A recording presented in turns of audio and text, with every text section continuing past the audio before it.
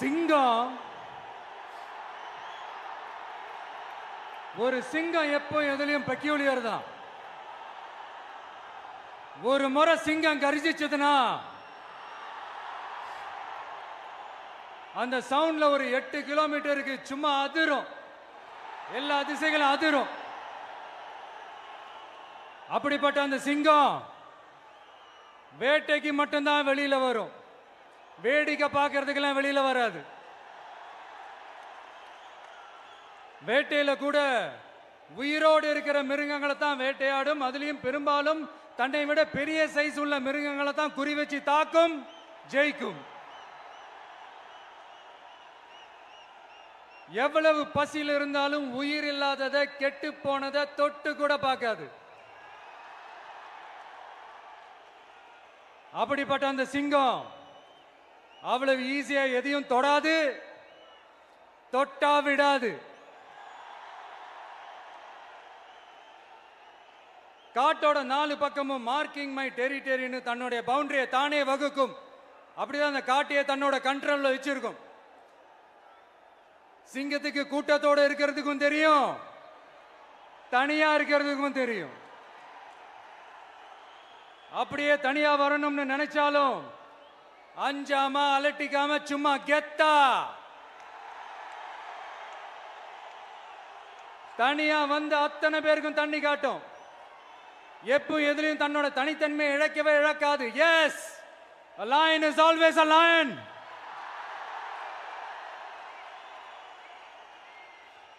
There are so many jackals and other animals in the forest, but there will be only one lion. And even if it is single, it will be the king of jungle. It is not only a description but also a clear declaration. சிங்கத்தை பத்தி பேசிட்டு நம்ம சிங்க குட்டிகளையும் சிங்க பெண்களையும் பத்தி நம்ம பேசாம இருக்க முடியுமா? அவங்கள எப்படி நான் மறப்பேன்? அவங்க தான் என்னுடைய உயிராச்சே, என் நெஞ்சில் குடியிருக்கும்.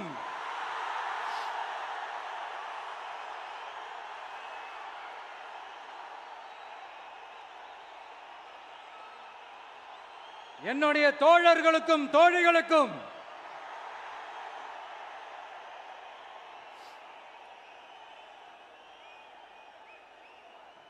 நேர்ல வர முடியாத சூழல்ல வீட்டில் இருந்துகிட்டே நம்மளோட இந்த மாநாட்டில் நேரலை வாயிலாக கலந்துகிட்டு இருக்கிற என்னுடைய அம்மாக்கள், அக்கா தங்கைகள், அண்ணன் தம்பிகள், நண்பர்கள் அனைவருக்கும் என்னோட உயிர் வணக்கம். என்னோட உயிர் வணக்கம், என்னோட உயிர் வணக்கம்.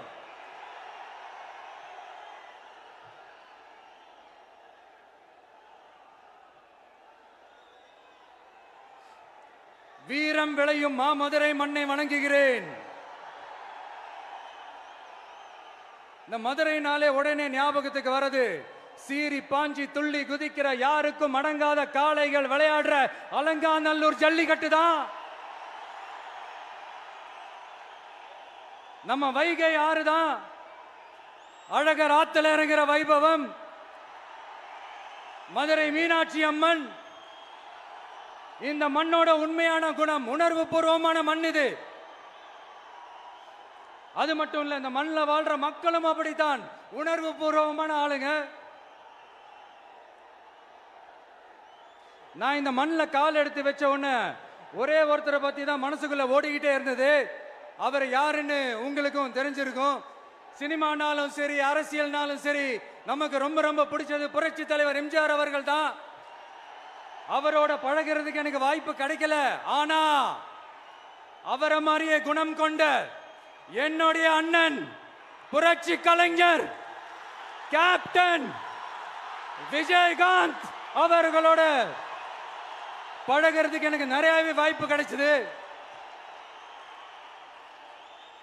அவரும் இந்த மதுரை மண்ணை சேர்ந்தவர் தானே, அவரை மறக்க முடியுமா?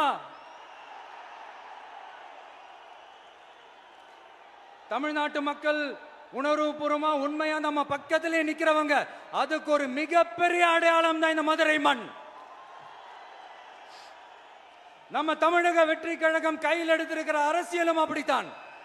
உண்மையான அரசியல், உணர்வு பூர்வமான அரசியல், நல்ல அரசியல், நல்லவங்களுக்கான அரசியல், நாட்டு மக்களுக்கான அரசியல், நல்லது மட்டுமே செய்கிற அரசியல்.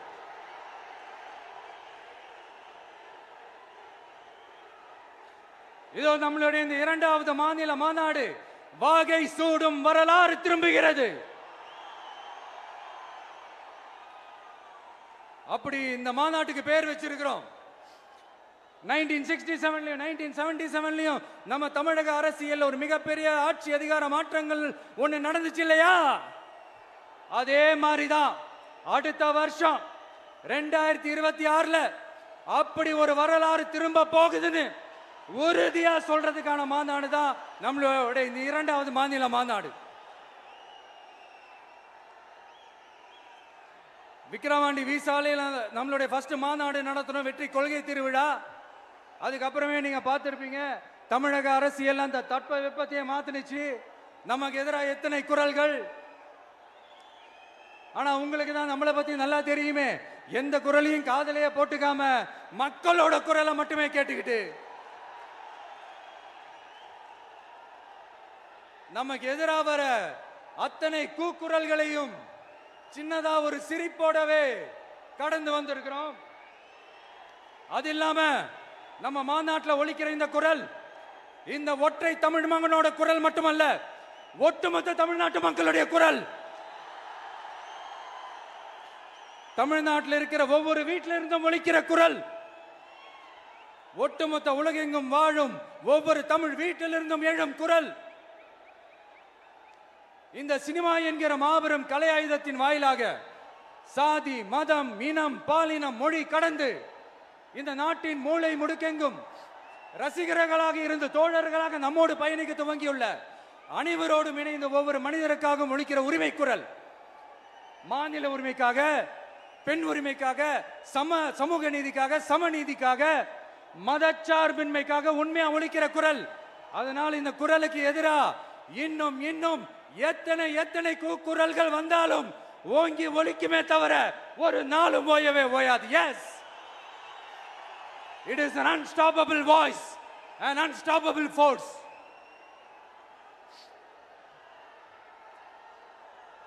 நம்ம அரசியலுக்கு வர்றதுக்கு முன்னாடி அட இவரெல்லாம் வர மாட்டாரியா, அவரே வரல, இவரே வரல, இவருங்க வர போறாரு அப்படின்ட்டு நிறைய பேர் ஜோஷியம் சொன்னாங்க. அப்புறம் நம்ம கட்சியினுடைய பேர் அறிவிச்சதுக்கு அப்புறம் பேரு தானே அறிவிச்சிருக்கிறாரு, மக்கள் கிட்ட பேர் வாங்கணும்ல, அதெல்லாம் முடியாதுன்னாங்க. அப்புறம் ரொம்ப முக்கியமா மாநாடுலாம் எவ்வளவு பெரிய விஷயம், அதெல்லாம் இவர் ஒத்தால எப்படி பண்ண முடியும், சும்மா பக்கத்தில் புசியானதை வச்சுக்கிட்டு மாநாடுல எப்படி நடத்தி காட்ட முடியும், அதெல்லாம் அவங்களால முடியாது. அப்புறம் மழை பெஞ்சு எல்லாத்தையும் கெடுத்துரும். ஏன் என் கூட இருக்கிறவங்களே கூட தான் சொன்னாங்க. அதுக்கப்புறம் என்ன நடந்துச்சுன்னு உங்க எல்லாருக்குமே தெரியும். இப்ப புதுசா ஒண்ணு சொல்ல ஆரம்பிச்சிருக்கிறாங்க. அது என்னடானா, ஆட்சியை பிடிக்கிறதெல்லாம் அவ்வளவு ஈஸி இல்லை இல்லையா. இப்ப அதெல்லாம் விட்டாங்க, இப்ப இங்க வந்துட்டாங்க. இவர் நேரா ஷூட்டிங்ல இருந்து வருவாராம், வந்து ஆட்சியை பிடிப்பாராம். அது எப்படி இவராலே முடியும், அவராலே முடியல, இவராலே முடியல, அவருக்கு அத்தனை வருஷம் ஆச்சு, இவராலே எப்படி முடியும்ட்டு ஒரு பக்கம். இன்னொரு பக்கம் கூட்டம்லாம் ஓகே தான், அது எப்படி ஓட்டா மாறும் அப்படின்றது இன்னொரு பக்கம். இப்படி கதை, திரைக்கதை, வசனம், இயக்கம், பாடல்கள்,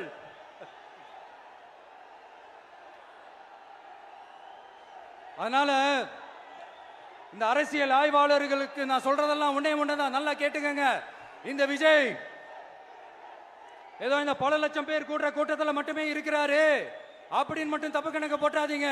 ஏன்னா நம்மளுடைய இந்த கூட்டம் வெறும் ஓட்டா மட்டும் இல்லைங்க, வரப்போற தேர்தலில் மக்கள் விரோத ஆட்சியாளர்களுக்கு நாம வைக்க போற வேட்டா, நம்மளை கோட்டைக்கு அனுப்ப போற ரூட்டா இருக்க போதுன்னு சீக்கிரமாவே தெரிஞ்சுப்பீங்க. ஏன்னா கோடிக்கணக்கானவங்களோட ஹார்ட்லயும் வீட்லயும் ஏற்கனவே ஆல்ரெடி உயிரா, உணர்வா, உறவா இருக்கிறோம். நம்மளுடைய கனெக்ட் எல்லாம் வெறும் மக்களோட மட்டும்தான். நாம யாருன்னு அவங்களுக்கு தெரியும், அவங்க யாருன்னு நமக்கு தெரியும். நாமளும் நம்ம மக்களும் எப்படி இருக்கிறோம்னு எதிரிங்களுக்கு நல்லாவே தெரியும். இருந்தாலும் இந்த விஜய் எதுக்குப்பா வந்திருக்கிறாரு, இவர் என்ன புதுசா என்ன திட்டம்லாம் சொல்லிட்டாரு அப்படின்னு வேற நிறைய கேள்விகள். இந்த சொல்றேன் தெரிஞ்சுக்கங்க. பெண் குழந்தைகள், பெண்கள் மற்றும் வயசானவங்களோட பாதுகாப்புல தான் நம்ம பிரையாரிட்டியே. அடுத்து இளைஞர்கள், உழவர்கள், உழைப்பாளர்கள், நெசவாளர்கள், மீனவர்கள், ஆதரவற்ற முதியோர்கள், மாற்றுத்திறனாளிகள், மூன்றாம் பால் இனத்தவர்கள்னு இன்னும் இங்க யாருக்கெல்லாம் கவர்மெண்டோட ஒரு ஸ்பெஷல் அட்டென்ஷன் தேவையோ அவங்க எல்லாருக்குமான ஒரு கவர்மெண்ட் அமைக்கிறது தான் நம்ம இலக்கே. நான் ஏற்கனவே சொன்னது தான் இங்க நான் திரும்பவும் சொல்றேன். நம்மளுடைய இந்த தமிழக வெற்றி கழகம் ஏதோ அரசியல் ஆதாயத்துக்காக தொடங்கப்பட்ட கட்சியெல்லாம் கிடையாதுங்க.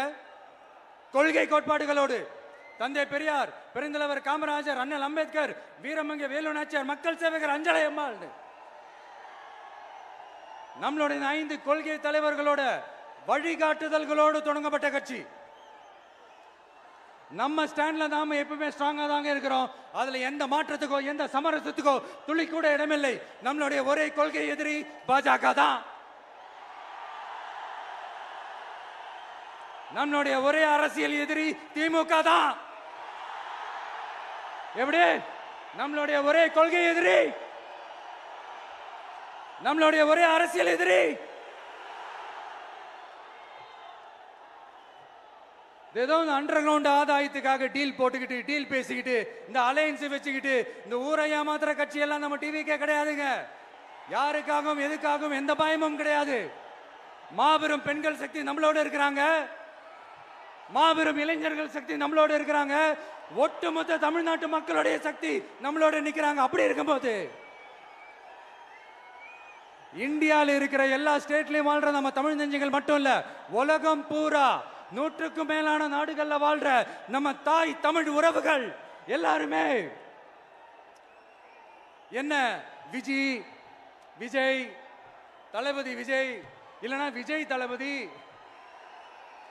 இப்படி சொந்தம் கொண்டாடுற கோடிக்கணக்கானவங்களோட அன்பு மாசியும் நம்மளோட இருக்கும்போது, இவங்க எல்லாருமே நம்மளோட நிற்கும் போது எதுக்குங்க இந்த பாசிச பாஜகவோட நேரடி கூட்டணியோ இல்ல மறைமுக கூட்டணியோ உறவு வச்சுக்க? நாம என்ன உலகமாக ஊழல் கட்சி? என்ன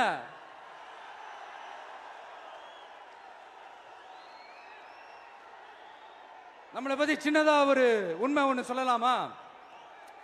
என்னடா இவர் வாயால இப்படி சொல்றாருன்ட்டு யாரும் தவறா நினைச்சுக்க வேணாம். ஏன்னா இது ஒரு விதத்துல ஒரு ஃபேக்டும் கூட. அதனாலதான் நான் சொல்லணும்னு ஆசைப்படுறேன். நம்ம யார் தெரியும்ல? நாம எல்லாருமே சொல்றேன். நாம யார் தெரியும்ல? இந்தியாவின் மாபெரும் மக்கள் சக்தி கொண்ட ஒரு மகத்தான வெகுஜன மக்கள் படை.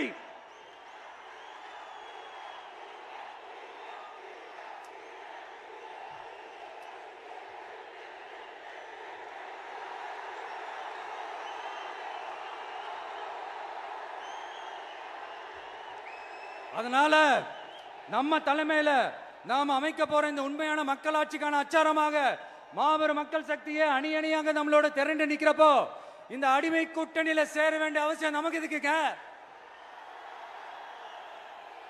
நம்மளுடைய இந்த கூட்டணி சுயம் இழந்த கூட்டணியால இருக்காது, சுய மரியாதை கூட்டணியா தான் இருக்கும். இந்த ஒரு பக்கம் RSS கிட்ட அடிபணிஞ்சுக்கிட்டு, இன்னொரு பக்கம் மதச்சார்பற்ற கூட்டணின்னு இந்த மக்களை ஏமாத்துற கூட்டணியால நம்ம கூட்டணி இருக்காது.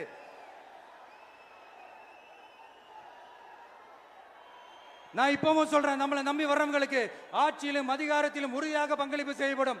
உடனே இந்த கேள்விகள்லாம் வரும். அப்ப யாரு கூட்டணி, யாரு வரா, யாரு போறா, இந்த கேள்விகள்லாம் வரும். இந்த கேள்விகளுக்கெல்லாம் ஒரே ஒரு பதில் தான், சஸ்பென்ஸ்ல சஞ்சாரம் செய்யுங்க. ஆனா ஒண்ணு, 2026ல 2 பேருக்கு நடுவுல தான் போட்டியே. ஒன்னு டிவிகே, இன்னொன்னு டிஎம்கே.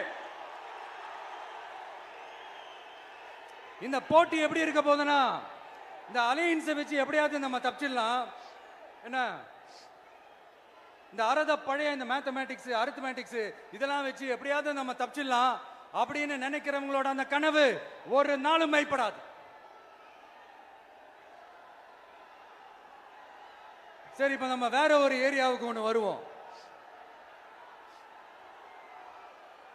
எதிர்காலம் வரும், என் கடமை வரும், இந்த கூட்டத்தின் ஆட்டத்தை ஒழிப்பேன்.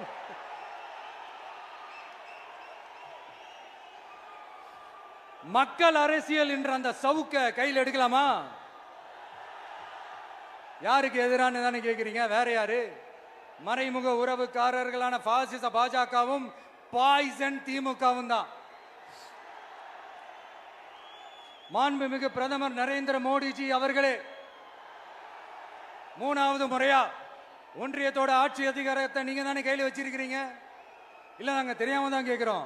நீங்க ஆட்சிக்கு வந்தது ஒட்டுமொத்த மக்களுக்கும் நல்லது செய்யவா, இல்ல நம்மளுடைய இந்த இஸ்லாமிய நண்பர்களுக்கும் இஸ்லாமிய தோழர்களுக்கும் எதிராக சதி செய்யவா?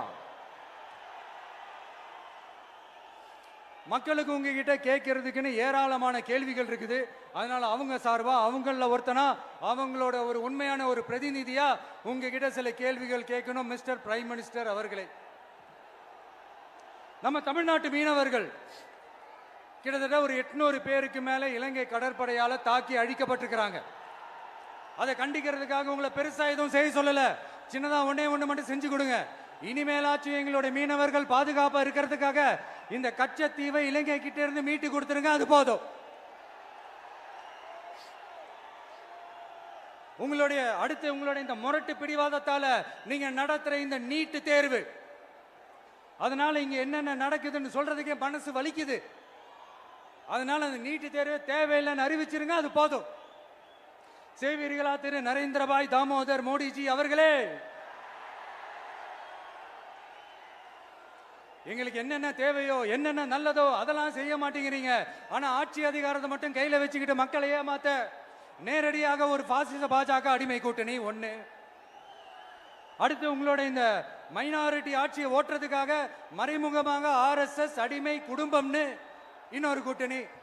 இப்படி மக்கள் சக்தியே இல்லாத இந்த ஊழல் கட்சிகளை மிரட்டி அடிபணிய வச்சு 2029 வரைக்கும் சொகுசு பயணம் போயிடலாம்னு திட்டம் தீட்டி வச்சிருக்கிறீங்க. அதானே ஜி?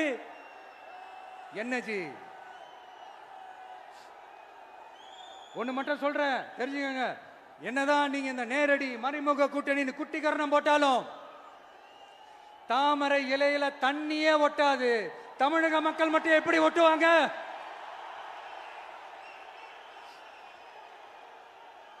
இங்க ஒரு MP சீட்டு கூட தரலன்றதுக்காக தமிழ்நாட்டுக்கும் தமிழ்நாட்டு மக்களுக்கும் எதுவுமே செய்யாம ஓரவஞ்சனை செய்யுது இந்த ஒன்றிய பாஜக அரசு. சங்கம் வச்சு தமிழ் வளர்த்த மண் இந்த மதுரை மண். அதனால இங்க அந்த கீழடியில கிடைச்ச ஆதாரங்களை எல்லாம் மறைச்சிட்டு எங்க நாகரிகத்தையும் எங்க வரலாறையும் அழிக்கிறதுக்காக உள்ளடி வேலை செய்யலாம்னு நினைக்கிறீங்க. தமிழ்நாட்டை தொட்ட என்ன நடக்கும் நீங்க பல உதாரணங்கள் இருக்குது. அதனால இதையெல்லாம் மறைச்சிட்டு எங்க மக்களை ஏமாத்திடலாம்னு மட்டும் நினைக்காதீங்க. மத நல்லிணக்கத்திற்கு பெயர் பெற்ற இந்த மதுரை மண்ணிலிருந்து சொல்றேன், உங்க எண்ணமெல்லாம் ஒரு நாளும் ஈடேறாது.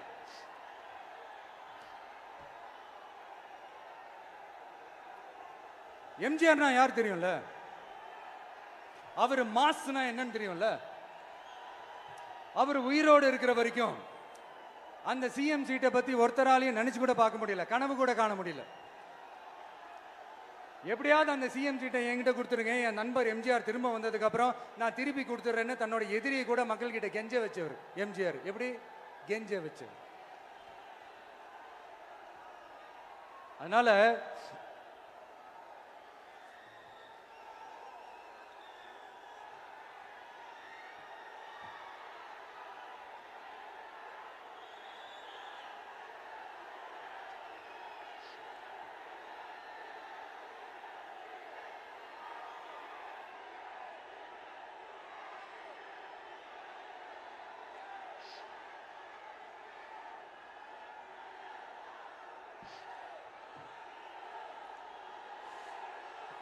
ஆனா இப்போ அவர் ஆரம்பிச்ச அந்த கட்சியை, எம்ஜிஆர் அவர்கள் ஆரம்பிச்ச அந்த கட்சியை கட்டி காக்கிறது யாரு? இன்னைக்கு அந்த கட்சி எப்படி இருக்குது அதை நான் சொல்லிதான் உங்களுக்கு தெரியணுமா என்ன? அப்பாவி தொண்டர்கள் அதை வெளியில சொல்ல முடியாம வேதனையில தவிக்கிறாங்க. 2026 சட்டமன்ற தேர்தலில் யாருக்கு ஓட்டு போடணும், எப்படிப்பட்ட ஆட்சி இங்க அமையணும்னு அந்த அப்பழுக்கற்ற அந்த தொண்டர்களுக்கும் ரொம்ப நல்லாவே தெரியும். அதனால என்ன வேஷம் போட்டுக்கிட்டு பாஜக இங்க தமிழ்நாட்டுக்குள்ள வந்தாலும் அவங்க வித்தை எல்லாம் இங்க வேலைக்கே ஆகாது. இப்படி பொருந்தா கூட்டணியா இந்த பாஜக கூட்டணி இருக்கிறதுனால இப்ப ஆட்சியில இருக்கிற இந்த வெற்றி விளம்பர மாடல் திமுக என்ன செய்துன்னு தெரியும்ல? பாஜகவோட உள்ளுக்குள்ள ஒரு உறவை ஒண்ணு வச்சுக்கிட்டு வெளியில எதிர்க்கிற மாதிரி, அப்படி எதிர்க்கிற மாதிரி ஒரு டிராமா ஒண்ணு பண்ணிக்கிட்டு எதிர்கட்சியா இருந்தா போங்க மோடின்னு பலூன் விடுறது, ஆளுங்கட்சியா இருந்தா வாங்க மோடின்னு கொடை பிடிச்சுக்கிட்டு கும்பிடு போடுறது. இது மட்டுமா? ஒரு ரைடுன்னு ஒன்று வந்துட்டா போதும், இது வரைக்கும் போகவே போகாத ஒரு மீட்டிங், அதை காரணம் காட்டி டெல்லிக்கு போறது, அங்க ஒரு சீக்கிரட் மீட்டிங் நடத்துறது. நல்லா நோட் பண்ணணும் மக்களே, அந்த மீட்டிங் அப்புறம் இந்த இஷ்யூ அப்படியே காணாம போயிருக்குமே. அதேதான். Stalin uncle, what uncle is very wrong uncle.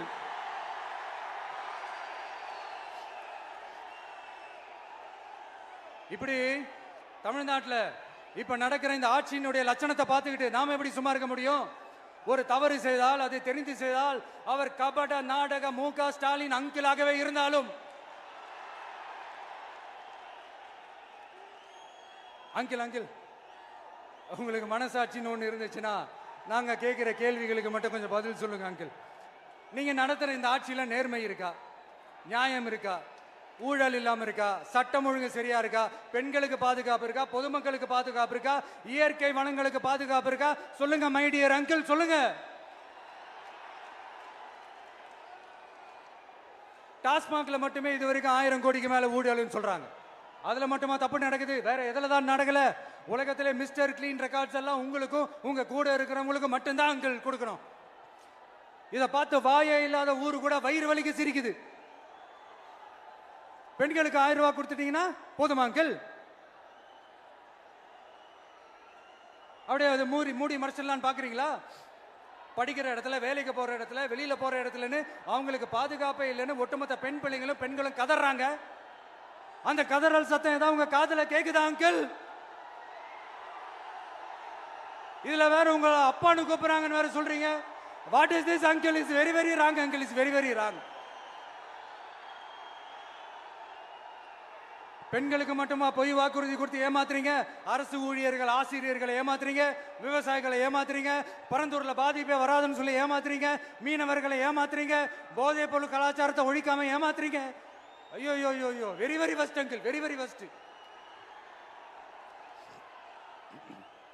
எப்படி கேட்டாலும் இவங்க கிட்ட இருந்து எந்த பதிலும் வரப்போறதில்லை. ஏன்னா இருந்தா தானே. இப்ப ஆட்சியில இருக்கிற நம்மளுடைய அங்கிள் பதில் சொல்றது இருக்கட்டும். மக்களை நீங்க சொல்லுங்க, நீங்க உண்மையை சொல்லுங்க. செய்வோம்னு சொன்னாங்களே, சொன்னதெல்லாம் செஞ்சாங்களா? உங்களை தான் கேக்குறேன், சொன்னதெல்லாம் செஞ்சாங்களா? சத்தமா மை டியர் அங்கிள், கேக்குதா? மக்களோட சத்தம் கேக்குதா? இது வெறும் சாதாரணமான முழக்கம் தான். கூடிய சீக்கிரம் மக்களை போய் சந்திக்க போறேன், அவங்களோட மனசு விட்டு பேச போறேன். அதுக்கப்புறம் இந்த சாதாரணமான முழக்கம் இடி முழக்கமா மாறும். அத்தோட நிக்காது. அந்த இடி முழக்கம் தமிழ்நாட்டோட போர் முழக்கமா மாறும். அந்த போர் முழக்கம் உங்களை ஒரு நிமிஷம் கூட தூங்க விடாது. நடக்குதா இல்லையான்னு பாருங்க. என்னடா இவன் இவ்வளவு ஸ்ட்ராங்கா சொல்றானேன்னு பாக்குறீங்களா? எல்லாரும் கட்சி ஆரம்பிச்சதுக்கு அப்புறம் தான் ஒவ்வொரு வீட்டுக்குள்ளேயும் போறதுக்கு ட்ரை பண்ணுவாங்க. ஆனா நாங்க அப்படி இல்லை. ஒவ்வொரு வீட்டுக்குள்ளேயும் போனதுக்கு அப்புறம் தான் கட்சியாவே ஆரம்பிச்சிருக்கிறோம்.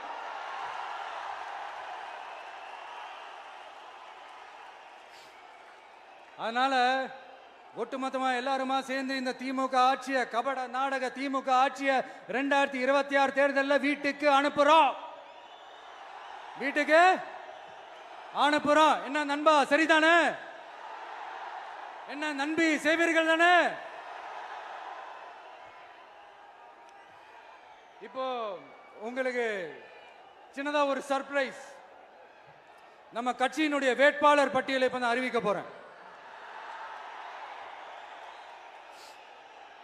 மதுரை கிழக்கு வேட்பாளர் விஜய். இன்னும் முடிக்கல. ஒரு நிமிஷம், இன்னும் முடிக்கல. மதுரை மேற்கு வேட்பாளர் விஜய். மதுரை மத்தி வேட்பாளர் விஜய். மதுரை தெற்கு வேட்பாளர் விஜய்.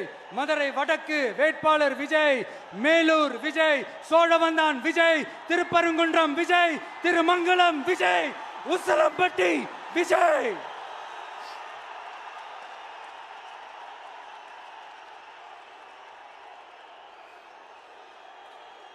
என்னடா எல்லா தொகுதியிலையும் ஒரே வேட்பாளர்னு பாக்குறீங்களா? 234 தொகுதியிலையும் இந்த விஜய் தான், அதாவது உங்க விஜய் தான் உங்க சின்னம். இன்னும் சிம்பிளா சொல்லணும்னா உங்க வீட்டில் இருக்கிற ஒருத்தர் தான் வேட்பாளரா நிக்க போறாங்க. அந்த வேட்பாளரும் நானும் வேறு வேறு இல்லை. நீங்க அவருக்கு ஓட்டு போட்டீங்கன்னா எனக்கு ஓட்டு போட்ட மாதிரி, இந்த முகத்துக்காக நீங்க ஓட்டு போட்டீங்கன்னா உங்க வீட்டில் இருக்கிற உங்களுடைய வேட்பாளர் ஜெயிச்ச மாதிரி. என்னடா இவர் ஏதோ ஓவரா சொல்றாருன்னு நினைக்க வேணாம். பிராக்டிக்கலா அப்படிதான் இருக்கும், அப்படிதான் இருக்கணும். நீங்களும் அப்படிதான் நினைப்பீங்கன்னு நான் நம்புறேன். ஏன்னா இது நம்மளை விட நம்ம எதிரிங்களுக்கு இன்னும் நல்லாவே தெரியும். அதனால எல்லாம் இந்த அதிகார பலம் எல்லாத்தையும் தூக்கிட்டு வந்துருவாங்க. வரட்டும், பாத்துக்கலாம். TVK will take it, TVK will meet it, TVK will compete with it and TVK will conquer it, TVK will conquer it.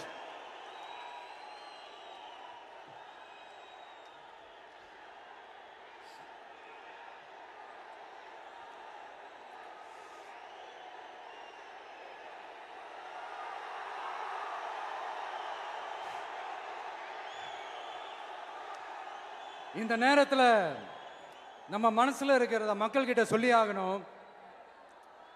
Thoothukudi ஸ்னோலினோட அம்மா என்ன அவங்களோட தம்பி, இன்னும் அவங்க பொண்ணுக்கு நான் தாய் மாமன்னு சொன்னாங்க. அந்த அக்காவோட குழந்தைங்க மட்டும் இல்லைங்க, என்ன அண்ணனா தம்பியா நினைக்கிற தமிழ்நாட்டில் இருக்கிற என்னோட எல்லா சகோதரிகளின் குழந்தைகளுக்கும் நான் இன்னைக்கு மட்டும் இல்ல, என்னைக்குமே ஒரு தாய் மாமனா தான் இருப்பேன். நீங்க எல்லாரும் என்னுடைய ரத்த உறவு, கூட பிறந்த பொறுப்பு. என் வீட்டு ரேஷன் கார்டுல வேணா உங்க பேர் இல்லாம இருக்கலாம், உங்க வீட்டு ரேஷன் கார்டுல வேணா என் பேர் இல்லாம இருக்கலாம். ஆனா நாம் எல்லாரும் ஒண்ணுதான், உறவு தான். நமக்கு இடையே எந்த அரசியலும் உள்ள நுழையவே முடியாது. என்கிட்ட இருந்து உங்களையும் உங்ககிட்ட இருந்து என்னையும் எந்த சக்தியாலும் பிரிக்கவே முடியாது. அப்புறம் நான் ஒன்னும் இந்த மார்க்கெட் போனதுக்கு அப்புறம், ரிட்டையர் ஆனதுக்கு அப்புறம் அடைக்கலம் தேடி அரசியலுக்கு வரல, படைக்கலனோட வந்திருக்கிறோம். பவர்ஃபுல் போர்ஸோட, மாபெரும் படை வரிசையோட, எல்லாத்துக்கும் தயாராகி தான் வந்திருக்கிறோம். இவ்வளவு தயாரா நாம அரசியலுக்கு வர்றதுக்கு ரொம்ப ரொம்ப முக்கிய காரணம் ஒண்ணு இருக்கு. அது என்ன தெரியுமா? நன்றி கடன், நன்றி கடன், நன்றி கடன். கிட்டத்தட்ட ஒரு 30 வருஷமா, 30 வருஷத்துக்கு மேல நீங்க தான், நம்ம மக்கள் தான் என் கூட நிக்கிறீங்க, எனக்காக நிக்கிறீங்க, என்னை தாங்கி பிடிக்கிறீங்க, மனசுல ஏந்தி பிடிக்கிறீங்க, தாய் அன்போட மடியில ஏந்திக்கிறீங்க. உண்மையை சொல்லணும்னா வேற யாரை விடவும் எனக்கு இந்த அன்பையும் ஆதரவையும் கொடுத்துருக்கிறீங்க. என் மேல உயிரையே வச்சிருக்கிறீங்க. என்ன உங்க வீட்டுல ஒருத்தனாவே ஆக்கிட்டீங்க. நீங்க எனக்கு கடவுள் கொடுத்த வரம்.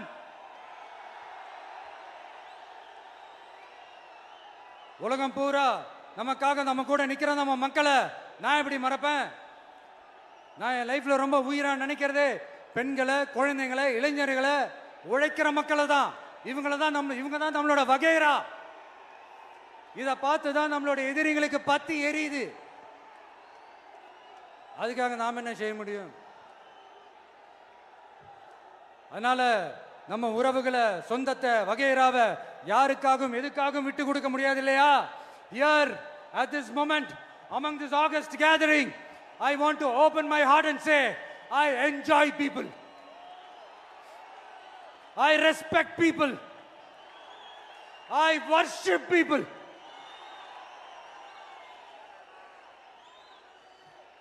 சரிப்பா, இவ்வளவு செஞ்ச நம்ம மக்களுக்கு நன்றி கடனா உன்னால முழுமையா செலுத்த முடியுமான்னு கேட்டா சத்தியமா சொல்றேன், என்னால முடியாதுதான். இன்னும் எத்தனை ஜென்மம் எடுத்தாலும் அந்த நன்றி கடனை என்னால தீர்க்கவே முடியாது. அப்புறம் என்ன மானாவுக்கடா நீ வந்திருக்கா தானே கேக்குறீங்க? மைண்ட் வாய்ஸ் கேட்ட மாதிரி இருந்தது. வாழ்நாள் முழுக்க நம்ம மக்களுக்காக ஆதரவா துணையா நிக்கிறத தவிர, அவங்களுக்காக உழைக்கிறத தவிர எனக்கு வேற எந்த எண்ணமும் இல்லை. எனக்கு இப்ப வேற வேலையும் இல்லை. இனிமே எனக்கு இதுதான் என் வேலையே, என் கடன் இனி என் மக்களுக்கு பணி செய்து கிடப்பதே. இப்படியா ஹார்ட் டு ஹார்ட் யதார்த்தமா பேசிய பழகிட்டோம்.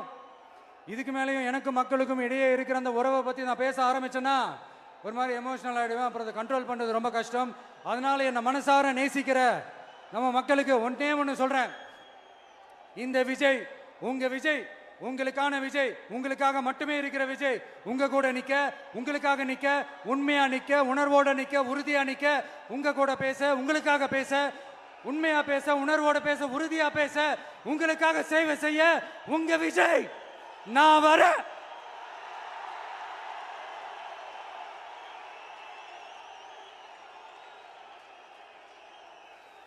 சொல்லல முக்கியம், செயல் செயல் செயல் தான் முக்கியம். செய்கை தான் சும்மா சிறப்பா இருக்கணும். நான் ஆட்சிக்கு வந்தேன்னா சும்மா அது செய்வேன், இது செய்வேன், நல்லது செய்வேன், உருட்டுவேன், புரட்டுவேன், அதெல்லாம் கிடையாது. செய்யறதுக்கு, நல்லது செய்யறதுக்கு, நல்லது செய்யறதுக்கு மட்டும்தான் இந்த விஜய். அப்புறம் ஒரு அரசியல் தலைவன் அவன் சினிமாக்காரனா, நல்லவனா, கெட்டவனா, இதெல்லாம் தாண்டி அவன் உண்மையானவனா, அதுதான் ரொம்ப ரொம்ப முக்கியம். இது சம்பந்தமா ஒரு குட்டி கதை ஒன்று சொல்றேன். ஒரு நாட்டில் ஒரு ராஜா தனக்கு பக்கபலமா இருக்கிறதுக்காக, கூட துணையா இருக்கிறதுக்காக ஒரு தளபதியை தேடுறாரு. சரியான தகுதிகளோட ஒரு 10 பேர் செலக்ட் ஆகுறாங்க. ஆனால் அதில் ஒருத்தர் மட்டும் தான் செலக்ட் பண்ணணும்.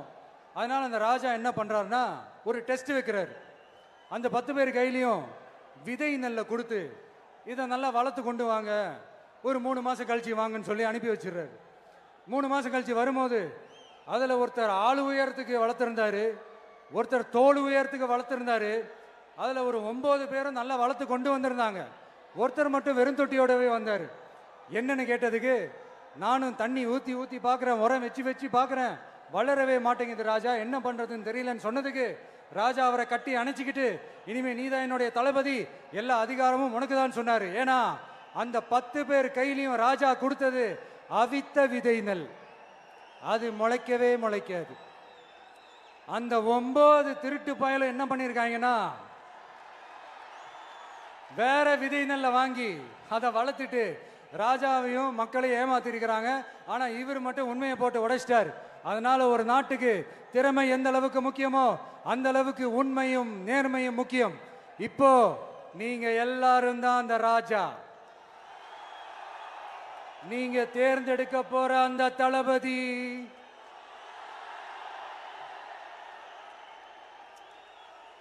சும்மா சினிமாக்காரன் சினிமாக்காரன் சினிமாக்காரன். அம்பேத்கர் அவர்களை தோக்கடிச்சது சினிமாக்காரன் இல்ல, அரசியல்வாதி. காமராஜர் அவர்களை தோக்கடிச்சது, இங்க விருதுநகர் பகுதியில் தோக்கடிச்சது சினிமாக்காரன் இல்ல, இன்னொரு அரசியல்வாதி. இன்னைக்கும் நம்ம கூட வாழ்ந்துட்டு இருக்கிற நல்ல கண்ணு ஐயாவை தோக்கடிச்சது சினிமாக்காரன் இல்ல, அரசியல்வாதி. இப்படிப்பட்ட நல்ல நல்ல தலைவர்களை எதிர்த்து நின்று தோக்கடிக்கணும்னு அந்த எண்ணத்தை உருவாக்குனது சினிமாக்காரன் இல்ல, அரசியல்வாதி. அதனால எல்லா அரசியல்வாதியும் அறிவாளியும் கிடையாது, எல்லா சினிமாக்காரனும் முட்டாளும் கிடையாது. கான்பிடண்டா இருங்க, நல்லதே நடக்கும், வெற்றி நிச்சயம். மீண்டும் சந்திக்கும் வரை நன்றி, வணக்கம்.